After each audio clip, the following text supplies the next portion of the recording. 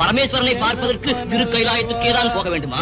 மனதில் நினைத்தாலோ வேறு எங்காவது உட்கார்ந்து பூஜை செய்தாலோ போதாதா? ஐயா, பசுவின் உடம்பில் இருக்கும் பாலை மடியை பிடித்து கறந்தால்தானே வருகிறது.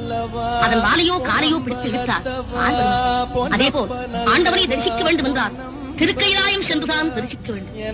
என் அப்பன் ஈசன் அமர்ந்திருக்கும் திருக்கைலாய மலையை கண்டுவிட்டேன். என் கண்பற்ற பெயரை அறிந்துவிட்டேன். இனி கணப்புறுதல் சிகரத்தை அறிந்து என் அப்பனை தொழுது இந்த ஏழைக்கு அருள் செய்ய என்று வேண்டிக் கொள்கிறேன்.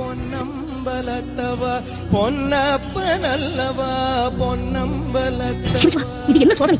படிகளெல்லாம் சிவலிங்கமாக காட்சி வருகின்றது. இறைவா, பார்க்கவிடமெல்லாம் உன் வடிவமாக அமைத்து விட்டால் நான் எப்படி படியேறி வரப் போகிறேன் என்று பார்க்கிறாயா? எங்கும் நீயே நிறைந்திருக்கிறாய் என்பதை எனக்கு எடுத்துக்காட்டு. இங்கு ஒரே வடிவமாக இருந்து காட்சி அளிக்கிறாயா? ஒருக்கா இப்படியெல்லாம் சோதித்தால் நான் திரும்பி போய்விடுவேன் என்று எண்ணிவிட்டாயா? உன் வடிவங்களை நீ இங்கிருந்து அகற்றினாலும் இனி நான் படிகளில் காலால் நடந்து வருவதாக என் தலையால் நடந்து வந்தாலும் உன்னை ரசித்தேன்.